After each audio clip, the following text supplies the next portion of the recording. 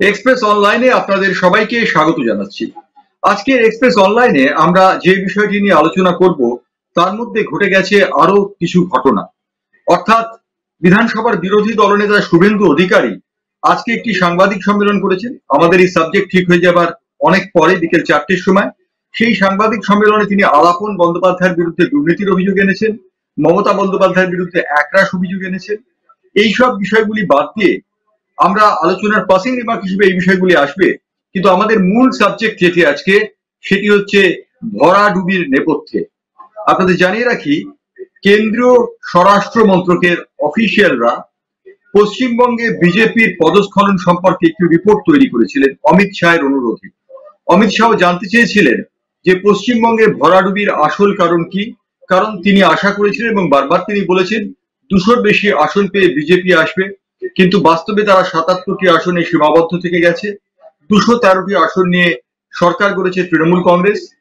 আর এই ভরাডুবি কেন, সেই কারণ অনুসন্ধানে 280 পাতার একটি রিপোর্ট জমা পড়েছে কেন্দ্রীয় স্বরাষ্ট্র মন্ত্রকে। সেই রিপোর্ট হস্তগত হয়েছে এক্সপ্রেস অনলাইনে এবং সেই রিপোর্টের বেসিসেই আমাদের আজকের এই পর্যালোচনা, যে পর্যালোচনায় অংশ নিচ্ছে অত্যন্ত এস্টিমড একটি প্যানেল। আমাদের সঙ্গে যোগ দিচ্ছেন রাজনৈতিক সমীক্ষক ডক্টর রাজাগোপাল ধর চক্রবর্তী, যার নামেই পরিচয়। আমাদের সঙ্গে যোগ দিচ্ছেন অধ্যাপিকা মহানন্দা কাঞ্জিলাল, যিনিও রাজনৈতিক সমীক্ষক, এবং আমাদের সঙ্গে যোগ দিচ্ছেন সেফোলজিস্ট সুবীর দে, ভোটের আগাম গণনার ব্যাপারে যার সুনাম এবং দক্ষতা অপরিসীম। আমরা আজকের এই আলোচনায় আপনাদের জানিয়ে রাখি যে 7টি পয়েন্টে ওই রিপোর্টে 280 পাতার রিপোর্ট পেশ করা হয়েছে। 7টি পয়েন্টকে ইলাবোরেট করা হয়েছে। সমস্ত পয়েন্টই আমরা নিয়ে আসতে পারবো না, আমরা একটি একটি করে পয়েন্ট নিয়ে এসে আপনাদের সঙ্গে আলোচনায় আসবো এবং সেই আলোচনায় আমরা নির্দিষ্ট করে দিচ্ছি কে কোন পয়েন্ট নিয়ে কথা বলবেন। প্রথম যে পয়েন্টটি 280 পাতার রিপোর্টে বলা হয়েছে, সেই রিপোর্টের প্রথম পয়েন্ট, এটি কিন্তু নিরপেক্ষ স্বরাষ্ট্র মন্ত্রকের অফিসিয়ালরা করেছেন যারা দিল্লিতে বসবাস করেন। তারা পশ্চিমবঙ্গের ক্রস সেকশন অফ পিপলের সঙ্গে কথা বলেছেন, রাজনৈতিক দলের সঙ্গে কথা বলেছেন, রাজনৈতিক নেতাদের সঙ্গে কথা বলেছেন বলেই 280 পাতার অত্যন্ত গোপনীয় এই রিপোর্টটি তারা পেশ করেছেন। এই রিপোর্টে প্রথম পয়েন্ট যেটি বলা হয়েছে, বিজেপির অত্যাধিক আগ্রাসন, আবার বলি কোট আনকোট, বিজেপির অত্যাধিক আগ্রাসন তৃণমূল কংগ্রেসের পালে হাওয়া টেনে দিয়েছে। এবং তারা বলেছেন যে প্রাথমিক পর্বে বিজেপির দিকে সমর্থন ছিল, কিন্তু বিজেপি নেতাদের অত্যাধিক আগ্রাসনী ভূমিকা বা আগ্রাসন তৃণমূল কংগ্রেসকে বাড়তি অ্যাডভান্টেজ দিয়েছে। আমি মহানন্দা কাঞ্জিলালের কাছে যাব। মহানন্দা কাঞ্জিলাল, এই পয়েন্টে আপনি কি একমত? দেখুন, যেটা এটা বলার যে এবারের ভোটে 2021-এর বিধানসভা ভোটে বিজেপি যেভাবে ক্যাম্পেইনিং বা রাজনৈতিক প্রচার করেছে সেটা বোধহয় পশ্চিমবঙ্গের মানুষ এর আগে কখনো দেখেনি। ভোট বহুদিন ধরে হয়ে আসছে, স্বাধীনতা উত্তর ভারতবর্ষে ভোট খুব কমন জিনিস, আমরা ডেমোক্রেটিক কান্ট্রি। কিন্তু এবং এখানেও আরেকটা কথা বলা প্রয়োজন, সেটা হচ্ছে যে বাঙালি রাজনীতি প্রবণ জাতি, বা দুজন বাঙালির মধ্যে কিছুক্ষণ আলোচনার পরেই রাজনীতি চলে আসে, এটা আমরা নানা জায়গায় দেখেছি। কাজে রাজনীতি সচেতন জাতি আমরা বলি। কাজে রাজনীতি করা বা বিরোধী পক্ষ থাকবে, শাসক দল থাকবে, তাদের মধ্যে লড়াই হবে এবং গণতান্ত্রিক ভাবে ভোটে জিতে একজন আসবে, এগুলো স্বাভাবিক ঘটনা। কিন্তু এবারের ভোটটা আমার মনে হয় যেভাবে হয়েছে, বঙ্গবাসী বোধহয় প্রথম দেখলো এরকম ভোট। তার কারণ হচ্ছে যে প্রথমত 2019 থেকে একটা নতুন বিরোধী দল আমাদের এখানে উঠে এসেছে, সেটি হচ্ছে ভারতীয় জনতা পার্টি। এবং ভারতীয় জনতা পার্টি একটা নিজস্ব স্ট্র্যাটেজি নিয়ে এখানে রাজনৈতিক যুদ্ধে প্রতিপক্ষ হিসেবে এসেছে। সেই স্ট্র্যাটেজিটা কি, সেটা আগ্রাসী কি নয় সেটা অন্য ব্যাপার, কিন্তু যেটা হচ্ছে একেবারে নতুন ভাবে কেন বলছি, তার কারণ প্রথমত কোন রাজ্যেই ভারতবর্ষে বোধহয় কেউ দেখেনি যে দেশের প্রধানমন্ত্রী একটা রাজ্যের নির্বাচনে এতবার এসে ক্যাম্পেইনিং করে। এবং তিনি এসেছেন স্বরাষ্ট্রমন্ত্রী, দেশের স্বরাষ্ট্রমন্ত্রী কতবার এসেছেন, হেভিওয়েট নেতারা তো এসেছেনই, দলের অন্য নেতারা এসেছেন সেটা অন্য ব্যাপার, পশ্চিমবঙ্গের জন্য কিছু দায়িত্বপ্রাপ্ত মন্ত্রী নেতা তারা এসেছেন সেটা এক ব্যাপার। কিন্তু বোধহয় ভারতবর্ষে এরকম ঘটনা দেখা যায়নি। এবং এনাদের যে প্রচারটা ছিল সেটা একটা অন্যরকম প্রচার। প্রচার মানে কিরকম বলছি, এর আগে আমরা ছোটবেলা থেকেও দেখে আমি এসেছি রাজনৈতিক প্রচার মানে কারণ প্রচারের ব্যাপারে আলাদা পয়েন্ট এই সম্পর্কিত বলা রয়েছে। আমি এই বিষয়টি একটু ছুঁয়ে যাব সুবীর এবং রাজাগোপাল চক্রবর্তীর কাছে। প্রথমে সুবীরের কাছে যাব। সুবীর যে কথা বলেছেন যে অত্যাধিক আগ্রাসন এবং এই অত্যাধিক আগ্রাসনের ফলে তৃণমূল বাড়তি সুযোগ পেয়ে গিয়েছে, এটা আপনি একমত না একমত না? খুব ওয়ান লাইনারে বলুন, কারণ আমাদের 7টা পয়েন্টকে টাচ করতে হবে। না, আগ্রাসনের যে ব্যুৎপত্তিগত যে বিষয়, সে বিষয়গুলো অনেকগুলো ভাগে ভাগ করা যেতে পারে। আগ্রাসন তো বটেই, কিন্তু আগ্রাসন শব্দের যে ব্যুৎপত্তিগত যে জায়গা, সেই ব্যুৎপত্তিগত জায়গাকে ভাগ করলে দেখা যাবে অন্তত 5 থেকে 6টা বিষয়কে কেন্দ্র করে এই আগ্রাসন শব্দটা তৈরি হতে পারে। এক কথা এটা বলতে পারি। রাইট, অর্থাৎ আগ্রাসনটা হয়েছে, সুবীর সেটা বললেন, কিন্তু অনেকগুলো তার প্যারামিটার্স রয়েছে, যে কথা হয়তো বিস্তারিত আলোচনা করার সুযোগ থাকলে আমরা করতে পারতাম। ডক্টর রাজাগোপাল চক্রবর্তীর কাছে যাবো। ওয়ান লাইনারে আমি জানতে চাইবো যে এই আগ্রাসন কথা যেটা বলেছে যে তৃণমূলের বাড়তি সুবিধা হয়ে গেছে, এই আগ্রাসন সম্পর্কে আপনার কি মত? আমি যেটা খুব পিন পয়েন্টেড বলতে চাইছি যে বিজেপি যেভাবে প্রচার করেছিল তাতে অনেকের মনে হয়েছে যে তৃণমূল শাসনে যে ধরনের সুযোগ সুবিধা পাওয়া যাচ্ছিল, যেমন কন্যাশ্রী বা বিধবা ভাতা, অনেকের ধারণা হয়েছিল বিজেপি হয়তো আসলে এগুলো উঠে যেতে পারে। এবং যদিও তারা তাদের প্রস্তাবে বা সংকল্পপত্রে অনেক কথা বলেছে, কিন্তু সাধারণ মানুষকে তারা সেভাবে ছড়াতে পারেনি, বোঝাতে পারেনি, জানাতে পারেনি। তার ফলে যে আগ্রাসনটার মানে হয়েছে, লোকে ভেবেছে তৃণমূলে যে ভালো ভালো কাজ যেগুলো হয়েছে, গরিব মানুষকে টাচ করেছে, বা সবাই তো পেতে চায়, যে যে জিনিসগুলো তারা পাচ্ছিল সেগুলো বোধহয় বন্ধ হয়ে যাবে। আগ্রাসন যদি বলেন তাহলে এই জায়গাটাই তৃণমূলের রিভার্সাল অফ তৃণমূলের এই সমস্ত পলিসিস গুলো, এটা অনেক মানুষ হয়তো ভেবেছে।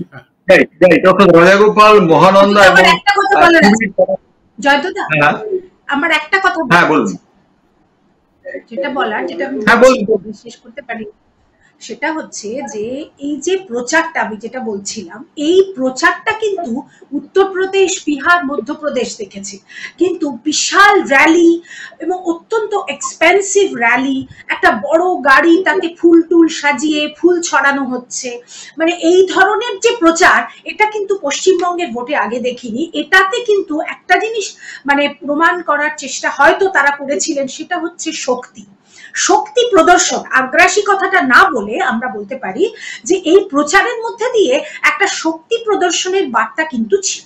এটাই আমার বক্তব্য। এবং সেটা রিপালসিভ হয়েছে এবং সেটা বাংলার মানুষ গ্রহণ করেনি।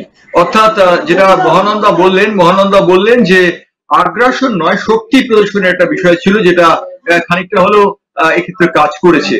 2 নম্বর পয়েন্ট আমি সুবীরের কাছে যাব। 2 নম্বর পয়েন্ট 280 পাতা রিপোর্টে যেটা বলা হয়েছে, সেখানে বলা হয়েছে যে 2019-এর লোকসভা নির্বাচনে বিজেপির সাফল্য এসেছিল মুকুল রায়কে চেয়ারম্যান করে, যে 18 সদস্যের একটা কমিটি করা হয়েছিল সাংসদদের।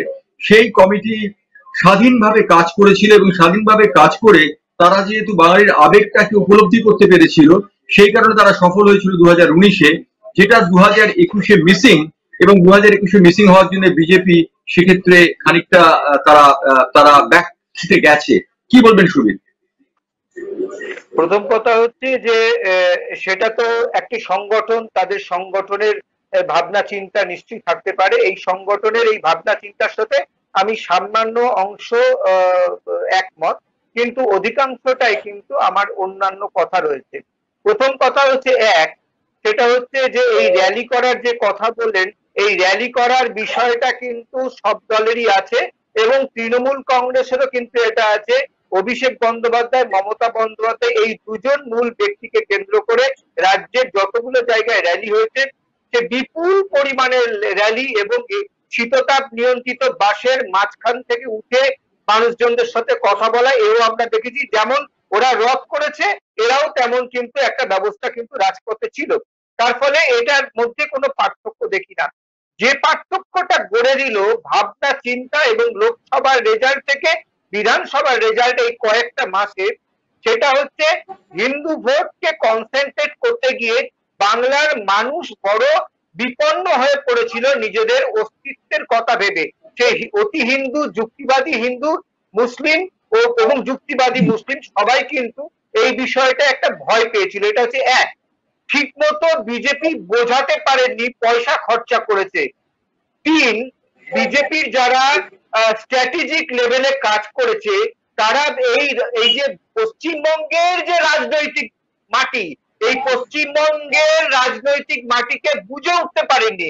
তার কারণ পশ্চিমবঙ্গের জিওগ্রাফি যদি দেখা যায়, পাশে বাংলাদেশ, এ পাশে ভুটান, সুতরাং এই স্পর্শকাতর অবস্থানে রাজনৈতিক কৌশল কি হতে পারে, কি ভূমিকা নেওয়া যেতে পারে, এই ৭৩তম প্রজাতন্ত্রে দাঁড়িয়ে মানুষের জীবন জীবিকার ক্ষেত্রে কি কি বিপদ আছে, সেই বিপদের জায়গা থেকে যদি ওই সিএএ এনআরসির বদলে, হিন্দু মুসলিমের বদলে, যে তোমার হাতে কাজ, তোমার থালায় ভাত, এই যদি অবস্থানগত জায়গা হতো তাহলে কিন্তু এই রেজাল্টটা পাল্টে যেতে পারতো।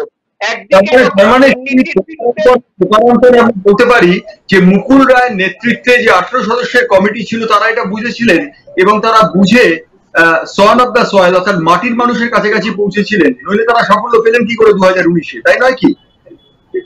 না 2019-এর সাফল্য তো নিশ্চয়ই সেটা একটা ছিল, কিন্তু তাছাড়াও মোদিজির প্রতি একটা ইলিউশন কিন্তু কাজ করেছে, এটা কিন্তু অস্বীকার করার বিষয় নয়।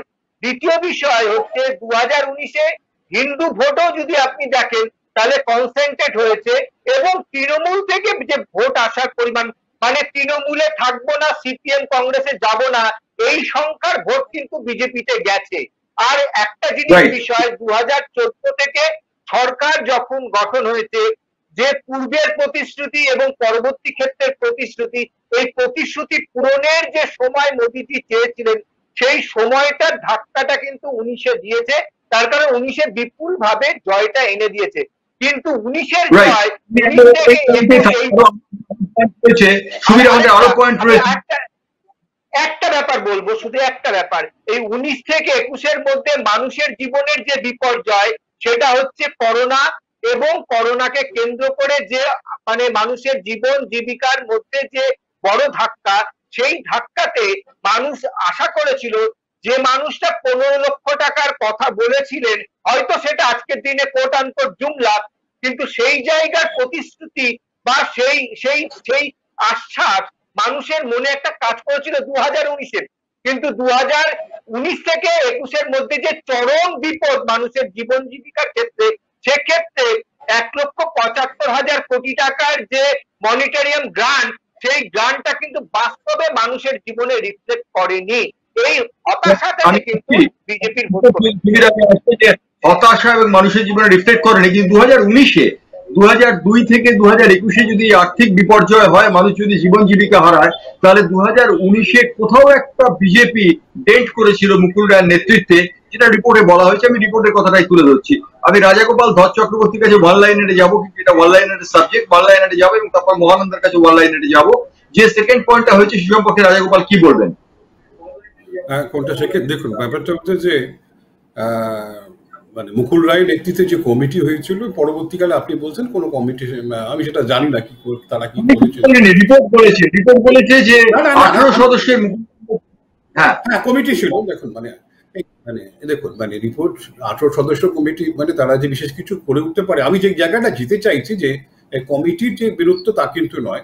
একটা তথ্য আমাদের খেয়াল করতে হবে যে 2019 সালে বিজেপি ভোট পেয়েছিল 2,30,00,000, আর কাছাকাছি একটু বেশি বোধহয়, আর এবারে ভোট পেয়েছে 2,28,00,000, মানে 2 লক্ষ 1.5 লক্ষ 2 লক্ষ তফাৎ। মানে এই নয় যে মানুষ সব বিজেপির এগেইনস্টে চলে গেছে, সব বিজেপি হাহাকার, তা কিন্তু ঘটেনি। এটা কিন্তু আমাদের খেয়াল রাখতে, যারা ভাবছেন বিজেপি শেষ হয়ে গেছে, বিজেপি মুছে গেছে, হ্যাঁ অন্য রাজনৈতিক দল তৈরি হয়ে গেছে, তা কিন্তু কিছুই ঘটেনি। মাত্র 2 লক্ষ ভোটের তফাৎ ঘটেছে, এবং 2.1% ভোটের একটা তারতম্য ঘটেছে। সুতরাং ওইভাবে যদি আমরা বলি যে একেবারে হ্যাঁ বিজেপির সব পলিসি ফলস ছিল, ভুল ছিল, মানুষ ধরতে পেরে গেছে, এই আলোচনাটা বোধহয় সেই জায়গায় নিয়ে যাওয়া যাবে না। তবে নিঃসন্দেহে দেখুন, ব্যাপারটা হচ্ছে যে যেভাবে যে ধরনের প্ল্যানিং 42টা লোকসভায় করা যায়, অন্য ধরনের প্ল্যানিং লাগে 294টা। আপনি যদি আমি দেখছিলাম 5,000-এর ওপর, 5,000-এর বেশি মার্জিনে জিতেছে, প্রায় 70-72টা আসন ছিল, বুঝেছেন। এই জায়গায় দাঁড়িয়ে এই যে ক্যালকুলেশনস গুলো, সেগুলো সেই ধরনের অর্গানাইজেশন ছাড়া বোঝা সম্ভব নয়, সেটা তারা হয়তো বুঝে উঠতে পারেনি। কিন্তু আমি এটা এখনো মনে করছি না যে বিজেপির প্রতি যে মানুষের আবেগ বা সব শেষ হয়ে গেছে, আর কিছু উঠবে না, সেটা কোনো জায়গায় কিন্তু নেই। সবচেয়ে যেটা বড় কথা, বিজেপি যে একটা 5% পার্টি ছিল, তারা 2014 সালে যে জায়গায় চলে গেল, 17% চলে গেল, 17 সালে সেটা 16 সালে সেটা 14% গেল, সেটা কিন্তু 38-40% স্টেবিলাইজ করে যাচ্ছে। এটাই হচ্ছে এখন আমাদের এর ব্যাপার, যে BJP is becoming A stabilised force, যেটা কিন্তু ভবিষ্যতে যারা রাজনৈতিক সমীক্ষা করবেন অন্য দলের তরফে, তাদের কিন্তু ভাবার প্রয়োজন আছে যে বিজেপির শক্তিটা কিন্তু স্টেবিলাইজ করেছে, যেটা কিন্তু এতদিন কোনোদিন করেনি। এই জায়গায় দাঁড়িয়ে এটা কিন্তু একটা ভাবনার জয়ন্তদা। রাইট রাইট মহানন্দা, আমি ওয়ান লাইনারে আসবো, কারণ এটা আপনার এখন সময় নয়, যেটা আপনি ওয়ান লাইনারে বলবেন, তারপর আবার আপনার সাবজেক্ট আসবে। বলুন মহানন্দা। প্রথম কথা হচ্ছে যে এই যে আপনি 2019-এর সঙ্গে এই কম্প্যারিজনটার কথা যেটা বলছেন, 2019-এ যেটা বিজেপি পেয়েছিল, এর একটা গুরুত্বপূর্ণ কারণ হচ্ছে তার আগে পঞ্চায়েত ভোট। পঞ্চায়েত ভোটে পশ্চিমবঙ্গের মানুষ দেখেছে যে অনেকেই অভিযোগ করেছে, মানে শাসক বিরোধী যারা ছিলেন তারা অভিযোগ করেছিলেন যে পঞ্চায়েত ভোটটা ঠিক গণতান্ত্রিকভাবে হয়নি, কারণ প্রচুর জায়গায় আমরা দেখেছি তারা প্রার্থী পদ দিতে পারেনি, ভোটটা ঠিকমতো হয়নি, আনকন্টেস্টেড হয়েছে বহু জায়গায়। শুধু তাই না, প্রতিষ্ঠান বিরোধিতা ভীষণভাবে কাজ করেছিল 2019-এ। আর তার সঙ্গে যেটা সুদীপ বাবু বললেন যে একটা মোদি ম্যাজিক যেটাকে বলা হয়, নরেন্দ্র মোদির একটা মানে কি বলবো, মানে আমি ইলিউশন বলবো না, মানে একটা ওনার একটা ইমেজ কাজ করেছিল, যার জন্য এই চেঞ্জটা হয়েছিল। পঞ্চায়েত ভোট একটা বড় কারণ, এবং তার পরবর্তী সেটার সঙ্গে প্রতিষ্ঠান বিরোধিতা আমি বলতে চাইবো, সেটা একটা কারণ। কিন্তু সেটা একটা খুব দামি কথা ডক্টর ধর্ষণ চক্রবর্তী বললেন যে 3 থেকে 77 হয়েছে কিন্তু বিজেপি, এটা কিন্তু ভুলে গেলে চলবে না। এবং বিজেপিও কিন্তু শক্তি বৃদ্ধি করেছে, এটা আমরা ভুলে গেলে কিন্তু ভুল করব, একেবারেই ভুল করব। কাজেই তারা বিরোধী শক্তি হিসেবে উঠে এসেছে। দেখো, যে কোনো বিরোধী শক্তি পশ্চিমবঙ্গে ধীরে ধীরে উঠেছে, তৃণমূলও কি একবারে উঠেছে? তৃণমূল ধীরে ধীরে এসছে। কাজে সেটা মনে রাখতে হবে যে বিজেপি কিন্তু আস্তে আস্তে উঠে এসেছে, কাজে বিরোধী শক্তিটা কিন্তু স্ট্রং হয়েছে বিজেপির, অন্য কোনো পার্টি নয়। কংগ্রেস সিপিএমও কিন্তু এই জায়গাটা দখল করতে পারেনি, প্রায় নিঃস্ব হয়ে গেছে এখানে। কাজে এটা প্রথম কথা। আর আরেকটা কথা যেটা বলবো, যে 2019 নিয়ে আলোচনা হচ্ছে, 2019-এর সঙ্গে 2021-এর অনেকটা পার্থক্য। ভোটে মানুষ কাকে ভোট দেবে সেটা কিন্তু একটা দুটো কারণের উপর ডিপেন্ড করে না, এবং সেটা ভোট টু ভোট ভ্যারি করে। কাজে সেখানে উন্নয়ন একটা পয়েন্ট হতে পারে, হিন্দুত্ব একটা পয়েন্ট, মেরুকরণ একটা পয়েন্ট, অনেকগুলো পয়েন্ট আছে। এবং এবারে হিন্দুত্ব ভোটটাও বিজেপির পুরোপুরি কাজে লাগেনি, সেই জন্যই মানে যারা গোড়া হিন্দু, মানে গোড়া হিন্দুত্ববাদী যারা পশ্চিমবঙ্গে, তারাও কিন্তু বিজেপিকে ভোট দেয়নি, একটা বড় সংখ্যক কিন্তু তৃণমূলে গেছে।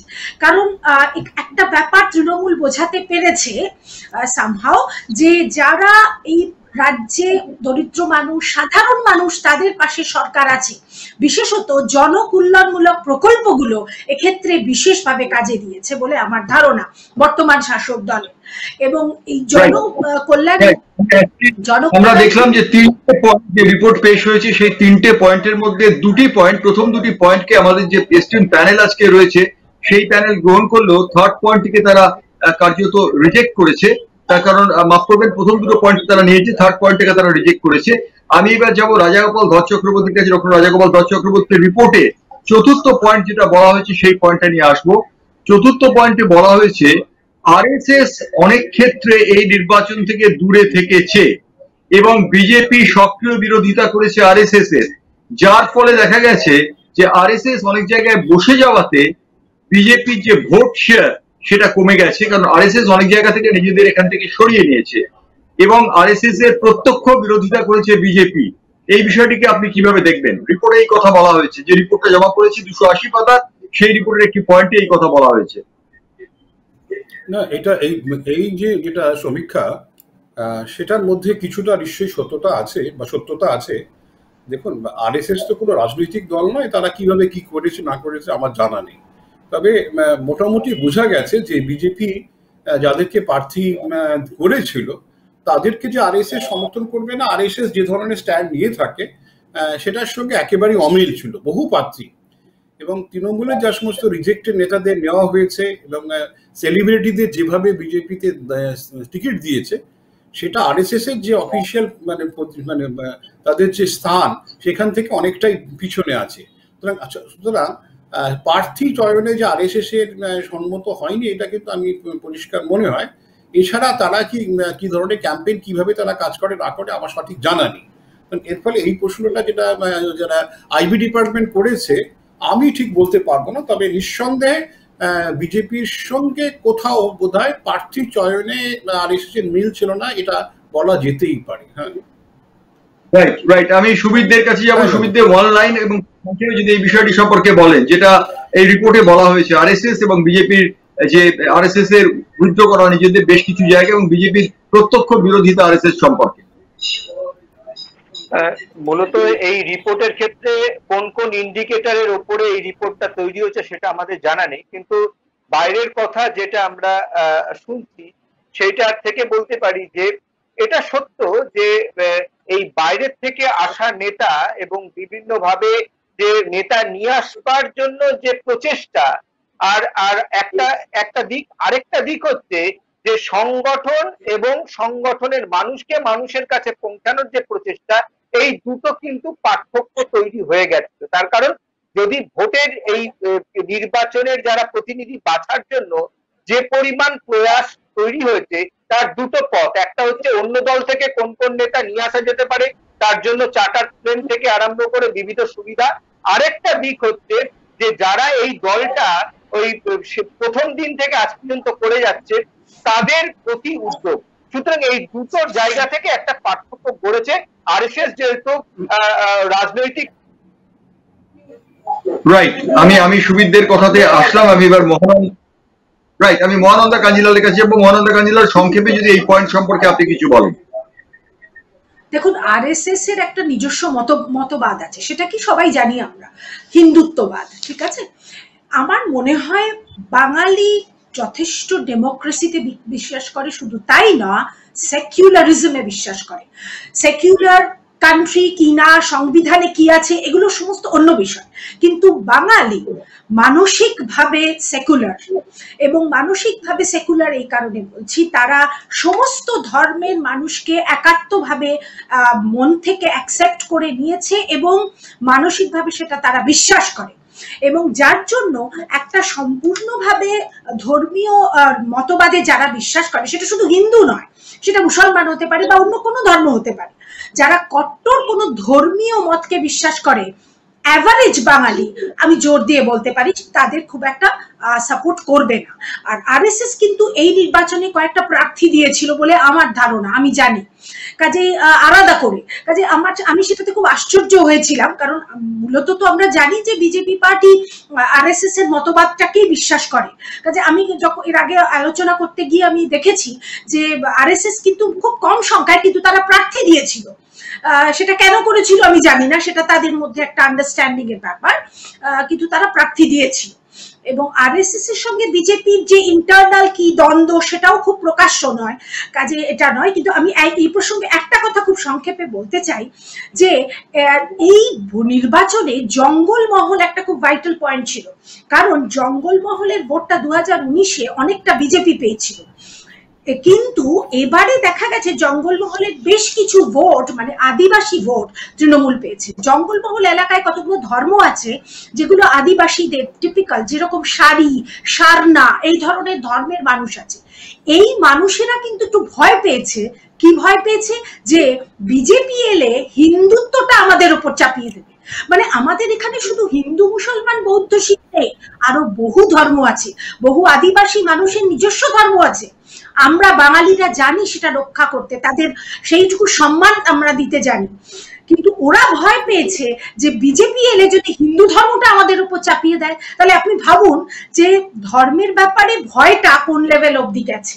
এটা আমি জঙ্গলমহলের ক্ষেত্রে অ্যানালাইজ করে দেখেছি। কাজে এবারে জঙ্গলমহলের ভোটটা যে বিজেপি থেকে খানিকটা তৃণমূলে গেছে, এটাও কিন্তু একটা কারণ। রাইট, আমরা দেখলাম স্বরাষ্ট্রমন্ত্রকের যে 280 পাতার রিপোর্ট, সেই রিপোর্টের 4টি পয়েন্টের মধ্যে এই 4 নম্বরটিতে আংশিকভাবে হয়তোবা সহমত হয়েছেন আমাদের প্যানেলিস্টরা, বাকির একটির ক্ষেত্রে একেবারেই তারা সহমত হননি এবং অন্য দুটির ক্ষেত্রে তারা সহমত হয়েছেন।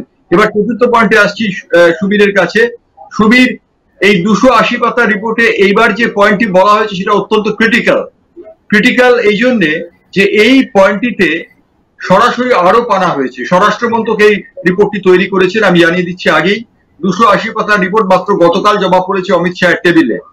এই রিপোর্টে বলা হয়েছে বিজেপির নির্বাচন প্রার্থীরা তাদের নির্বাচন তহবিলের টাকা সঠিকভাবে ব্যয় করেননি এবং এখানে অভিযোগ করা হয়েছে যে নির্বাচন তহবিলে তাদের জন্য যে অর্থ বরাদ্দ করা হয়েছিল সবটা নির্বাচনী খাতে ব্যয় হয়নি। সুবীর, অত্যন্ত ক্রিটিক্যাল পয়েন্ট, কি বলবেন সুবীর?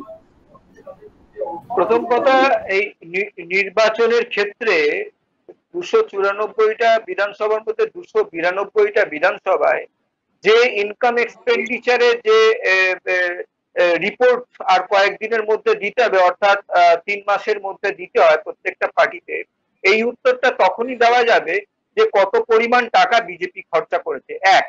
দ্বিতীয় বিষয়টা হচ্ছে যে এই টাকা খরচা করলে ভোট হবে, এই ধারণাটার উৎপত্তি চরম দক্ষিণপন্থী রাজনীতিতেই সম্ভব হয়। অধিকারের ভিত্তিতে মানুষের রাজনীতিক, মানুষের সমর্থনের ক্ষেত্রের যে কাজকর্ম যারা করেন তারা বোধহয় এ ধরনের বিষয়টা ভাবতে পারেন না। এটা হচ্ছে 2। 3 হচ্ছে যে টাকাটা খরচ করা হয়নি সোশ্যাল মিডিয়া থেকে আরম্ভ করে মেন কোর্স মিডিয়াতে যে ধরনের প্রচার করা হয়েছে, যথেষ্ট প্রচার করা হয়েছে, সেখানে কিন্তু প্রচার কম হয়েছে, টাকা কম খরচ হয়েছে এরম বিষয়টা নয়। বিষয়টা হচ্ছে প্রচারের যে মাধ্যম এবং মাত্রা, তার যে পরিকল্পনা এবং তার স্ট্র্যাটেজি, এই স্ট্র্যাটেজি যদি ফেল করে যায় তাহলে এই ক্ষেত্রে কিন্তু টাকা ছড়িয়ে ভোট করানো যায় না। সুতরাং এই রিপোর্টের সঙ্গে আমি একমত হলাম না এই পর্বে। এই পয়েন্টে সুবীর দে একমত হননি। আমি মহানন্দা কাঞ্জিলালের কাছে যাবো। মহানন্দা কাঞ্জিলাল ওয়ান লাইনারে বলবেন যে নির্বাচন প্রার্থীরা তাদের নির্বাচন তহবিল ফুল এক্সপোজ করেননি, রিপোর্টে এই কথা বলা হয়েছে। আপনি কি সহমত এই বিষয়টিতে? না, আমিও সহমত নই। কারণ আমারও মনে হয়েছে সুবীর বাবুর মতোই যে যথেষ্ট তারা খরচা করেছে। মানে রাজনৈতিক প্রচার, আমি তো প্রথমেই বললাম প্রথম পয়েন্টে যে অসম্ভব গ্র্যান্ডার দেখানো হয়েছে, যেটা আগে আমরা দেখি। প্রধানমন্ত্রী, স্বরাষ্ট্রমন্ত্রীর মতো হেভিওয়েট মানুষরা একটা রাজ্যের প্রচারে আসছেন, তার মানে কি শুধু প্রধানমন্ত্রী তো আসা নয়, তার পুরো অফিসটা আসা। আর ওই রকম চার্টার প্লেনে করে করে কিছু দলীয় নেতাকে দিল্লি নিয়ে যাচ্ছেন, প্রচুর খরচা করেছেন, এটা মানবো না। তবে এটা নিশ্চয়ই বৈধ পয়েন্ট যে টাকা দিয়ে কি ভোট হয়, হয় না সবসময়, কারণ মানুষ অনেক কিছু দেখে, আমি তো বলছি।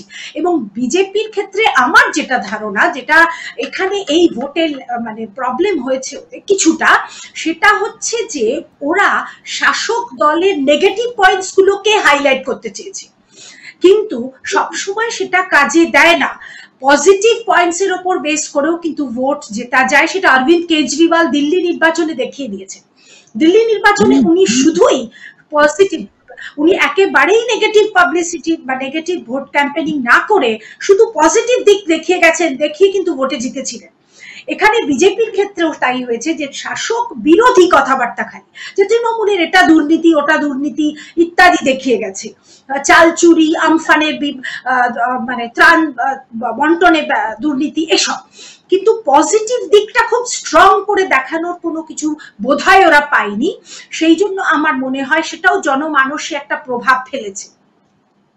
রাইট, আমি রাজাগোপাল ধর চক্রবর্তীর কাছে যাবো। রাজাগোপাল ধর চক্রবর্তীর রিপোর্টের এই যে বিষয়টি, অর্থাৎ নির্বাচন তহবিল পুরোপুরি এক্সপোজ হয়নি, এই সম্পর্কে আপনার কি বক্তব্য?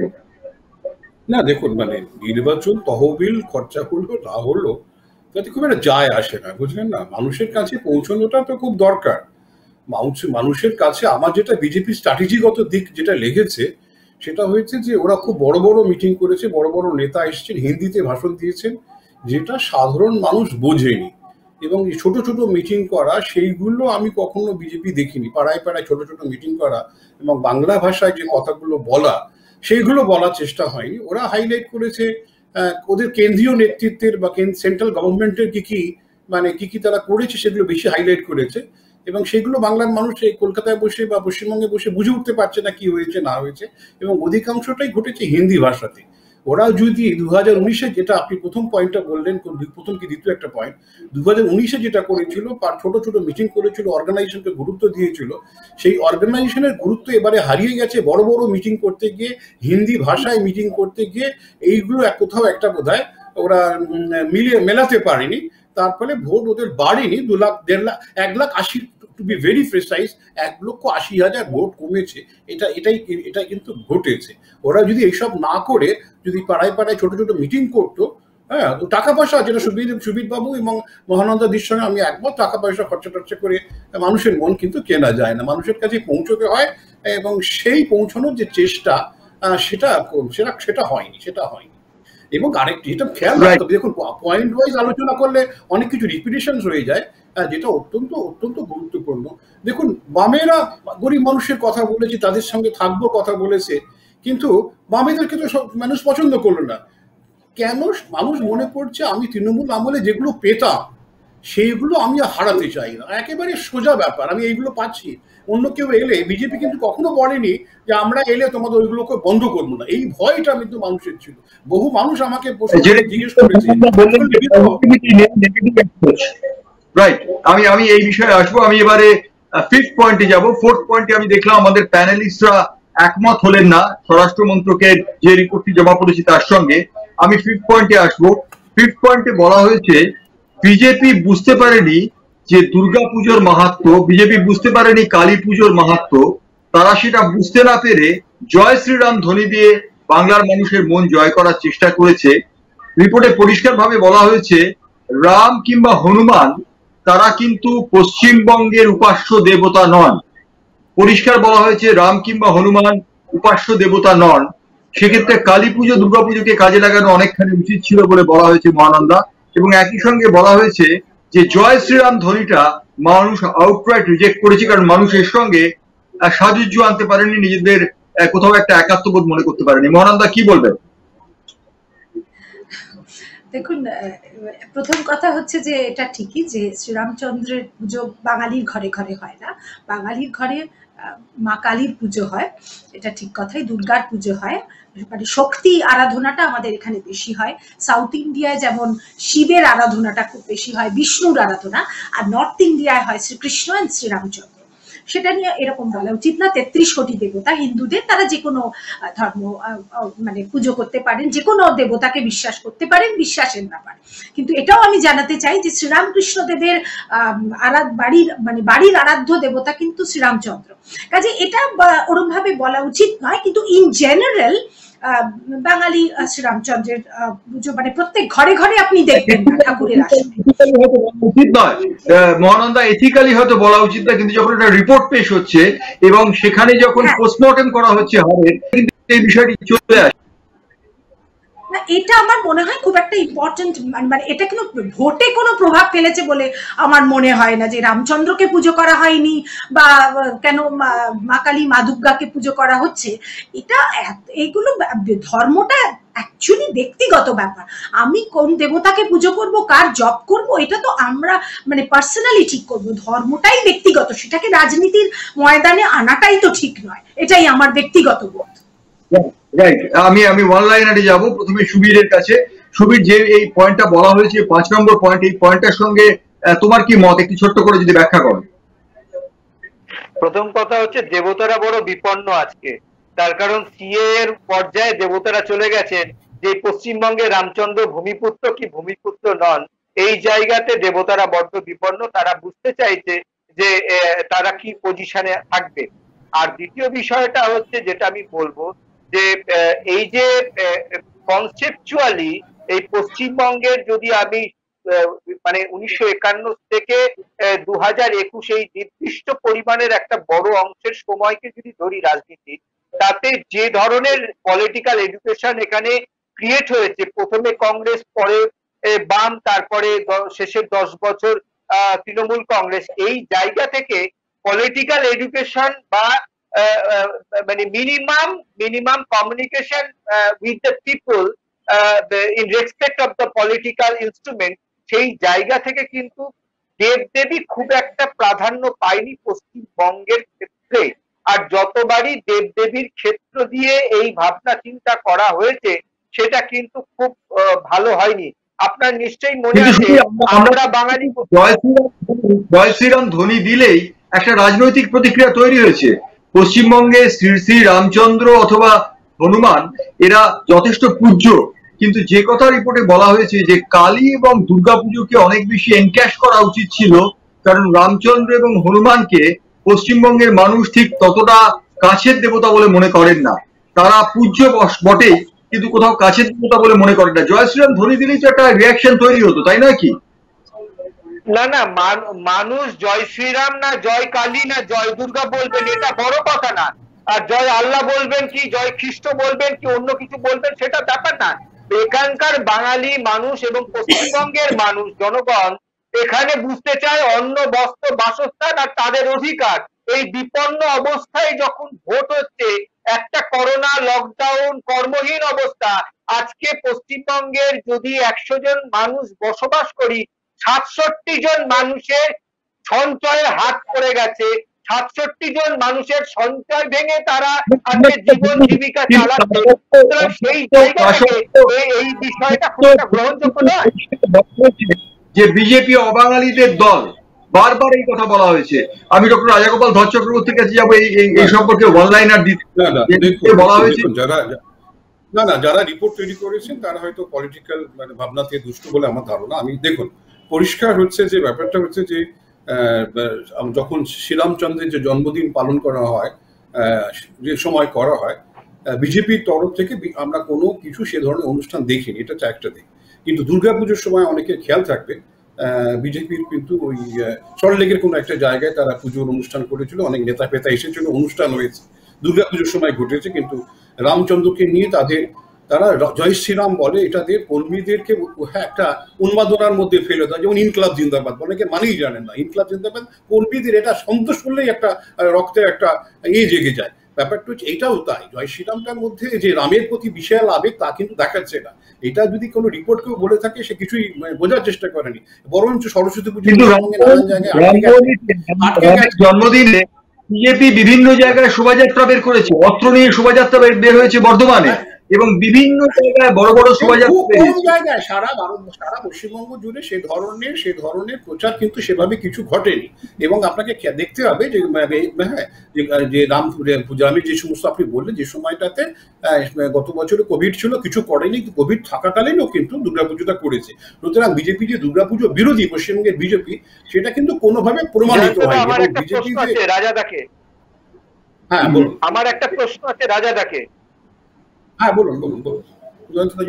হ্যাঁ রাজাদা, আমার প্রশ্ন হচ্ছে আমরা কিভাবে ভাববো যে জয় শ্রীরাম ধ্বনিকে কেন্দ্র করে একটা রাজনৈতিক অবস্থান তৈরি হবে, সেই রাজনৈতিক সংগঠনে যারা মুসলিম বা যারা খ্রিস্টান থাকবে, শ্রীরাম যদি ধর্মের একটা প্রতিরূপ হয়, সেই মুসলিম এবং খ্রিস্টান ভদ্রলোক বা ভদ্র মহিলা, সেই সদস্য বা সদস্যরা, তারা কি জয় শ্রীরাম বলবে? হিন্দু বলতে পারে, খ্রিস্টান বলতে পারে, আপনার অন্য ধর্মের মানুষ বলতে পারে, কিন্তু জয় শ্রীরাম কি বলবে? কেন জয় আল্লাহ বলবে না? যদি না, আমার প্রশ্ন আমি জানতে চাই, বুঝতে পারি না। আমি দেখুন, আমি জয় শ্রীরামের প্রবক্তাও নাই, জয় শ্রীরামের আমি আপনার পক্ষে যেটা বলতে চাইছি, যেটা জয় শ্রীরামটা বিজেপি ব্যবহার করছে উন্মাদনা সৃষ্টি করার জন্য, সেটা আমি বলেছি। যেমন বন্দে মাতরম স্লোগানের সময় মুসলমানদের মধ্যে একটা, আপনি যদি কাকাবাবুর My Life and Indian Communist Party Movement পড়েন, সেখানে মুসলমানদের মধ্যে একটা বিরাট প্রতিবাদ ছিল, অভিযোগ ছিল বন্দে মাতরমকে নিয়ে। কেন তারা মাতৃবন্দনায় বিশ্বাস করে না। এই ধরনের নানান সমস্যা নানান জায়গায় থাকে। বিজেপির যে মতবাদ, এটা আপনি গুলিয়ে ফেলবেন না, যেটা আমি কোনোভাবে এটাকে প্রচার করার চেষ্টা করছি। বিজেপি মনে করছে শ্রীরামচন্দ্রের জন্ম হয়েছিল মুসলমান ধর্মের অনেক আগে, এবং ওরা যেভাবে দেখার চেষ্টা করে যে রামচন্দ্র হচ্ছে ভারতবর্ষের আত্মার সঙ্গে রামচন্দ্রের একটা কোথাও একটা মিল আছে, এটা হচ্ছে ওদের থিওরি। এই থিওরি সত্যি কি মিথ্যে আমি সেই জায়গায় যেতে চাইছি না।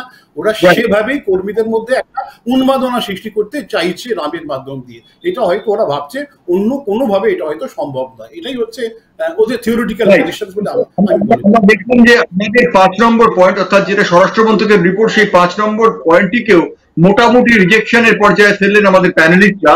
তারা বললেন যে রামকেও ব্যবহার করার চেষ্টা হয়নি, দুর্গা বা কালীকেও ব্যবহার করার চেষ্টা হয়নি, এটা তারা রিজেক্ট করলেন, কিন্তু এই রিপোর্টে সেই কথার উল্লেখ করা হয়েছে। জয়ন্তদা একটা কথা বলবো, একটা কথা এই পয়েন্টে, সেটা হচ্ছে শুধু তাই না, যেটা ডক্টর ধর চক্রবর্তী বললেন একদম ঠিক কথা। আর একটা কথা জাস্ট অ্যাড করবো, সেটা হচ্ছে বিজেপি পার্টি কোথায় হিন্দু ধর্মটাকে মানে শুধু রামচন্দ্রে আটকে দিতে চাইছে, এটাও বোধহয় বাঙালিরা ঠিক মানে অ্যাকসেপ্ট করেনি। মানে যেহেতু ওদের স্লোগানটাই হয়ে গেছে জয় শ্রীরাম, সেজন্য হিন্দুত্ব মানে কি শুধু জয় শ্রীরাম, এটাই একটা বড় কোয়েশ্চেন। কিন্তু তা তো নয় অ্যাকচুয়ালি। আমি তো বললাম 33 কোটি দেবদেবী, কাজে সেজন্য ওইটাকে ওইভাবে কনফাইন করে দেওয়াটা বোধহয় ঠিক হয়নি। রাইট, অর্থাৎ আমরা দেখলাম যে 5 নম্বর, হ্যাঁ কে বলছেন? 5 নম্বর পয়েন্টটিতে হ্যাঁ, তাহলে তো মুদির দোকানের ফর্দ নিয়ে বেরাতে হবে জয় শ্রীরামের পরে 50টা শব্দ কি কি হবে, তার কারণ এই নামগুলো কি কি আসবে। সুতরাং এটা বড় বিপন্ন রাজনীতিতে চূড়ান্ত অসহায় আজকের ভারতবর্ষ। রাইট, আমি আসছি এই বিষয়ে। অর্থাৎ 6 নম্বর পয়েন্টটিতে আমি যদি 5 নম্বর পয়েন্টটি আমি যদি একটু দেখি, তাহলে দেখবো 75-25, অর্থাৎ 75% গড়রাজি হয়েছেন আমাদের প্যানেলিস্টরা। কোনো ইস্যুতে 25% তারা একমত হয়েছেন এই ফাইন্ডিংসে। আমি 6 নম্বর ফাইন্ডিংসে যাব, এবং 6 নম্বর ফাইন্ডিংসের জন্য আমি যাব সরাসরি সুবীর দের কাছে। সুবীর দে, এই 6 নম্বর ফাইন্ডিংসে বলা হয়েছে বারবার অবাঙালি নেতারা এসছেন, বড় বড় জনসভা করেছেন, সেই জনসভায় তারা বক্তব্য রেখেছেন, কিন্তু কমিউনিকেট করতে পারেননি। তাদের ভাষা সাধারণ মানুষ বুঝতে পারেনি, তারা সাধারণ মানুষের আবেগটিকে ছুঁতে পারেননি, যে কারণে তারা ব্যর্থ হয়েছেন।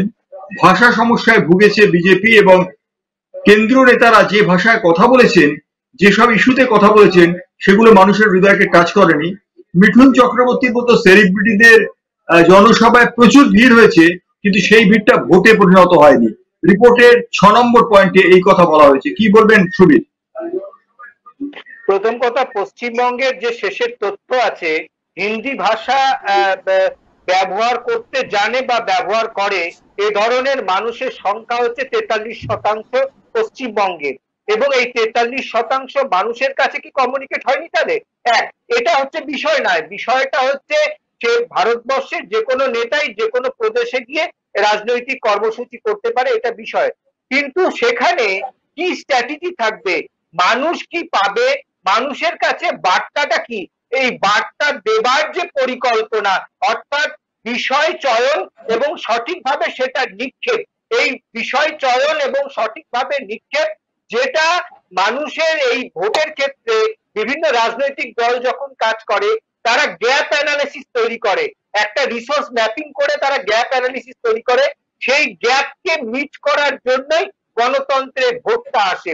অর্থাৎ বিজেপির কোনো অংশ থেকে এই স্ট্র্যাটেজির ক্ষেত্রে এই meet to the gap with the people বা ফর দ্য পিপুল, যাই শব্দ আমরা ব্যবহার করি না কেন, সেক্ষেত্রে কোনো একটা গ্যাপ হয়ে গেছে। যে ইস্যুটা বলা হয়েছে যে অবাঙালি বক্তারা ছুঁতে পারেননি বাঙালিদের হৃদয় এবং বেশিরভাগ ভোটারদের হৃদয়, এবং একই সঙ্গে বলা হয়েছে যে মিঠুন চক্রবর্তীর মতো সেলিব্রিটিদের সভায় ভিড় হয়েছে, কিন্তু সেটা ভোটে পরিণত হয়নি। কি বলবেন? না, মিঠুন চক্রবর্তী তো আদর্শ পুরুষ ছিল না। মিঠুন চক্রবর্তী একজন ভালো অভিনেতা, সুতরাং সেটা কিন্তু জয়ন্তদা খুব একটা গ্রহণযোগ্য বলে আমার মনে হয় না। মিঠুন চক্রবর্তী বা ফিল্ম স্টারদের তো লোকে এমনি দেখতে যায়, মানে তাদের নেতা হিসেবে যায় না দেখতে, তাদের দেখতে যায় কারণ তার পর্দায় যেসব মানুষকে দেখা যায় তাকে সামনে দেখতে পেলে মানুষ একটু খুশি হয়, এটা একটা কমন সাইকোলজি। কাজে সেটা একটা মিঠুন চক্রবর্তীর ব্যাপারটা সেই।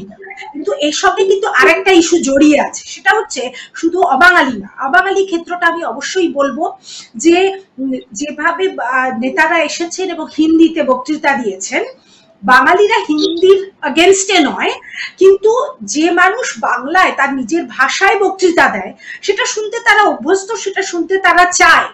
আমরা কলকাতার মানুষ এসব বললে তো চলবে না, আমাদের কলকাতা নিয়ে বা বড় বড় শহর নিয়ে তো পশ্চিমবঙ্গ নয়। পশ্চিমবঙ্গ গ্রামের মানুষ আছে, প্রত্যন্ত অঞ্চলের মানুষ আছে, তারা বাংলা, আপনি শহরের বাংলা গ্রামের বাংলার মধ্যেই কত পার্থক্য। আপনি একটা রিমোট ভিলেজে যান না, সেখানে পুরুলিয়ায় যান না, সেখানকার বাংলা ডায়ালেক্ট আলাদা, বাঁকুড়ায় যান সেখানে আলাদা, সেখানে তারা বাংলার মধ্যেই আমাদের কত ডায়ালেক্টের পার্থক্য হয়। সেখানে তারা হিন্দি বক্তৃতাটা কি করে নিজেদের মানে মনে করবে, প্রথম কথা।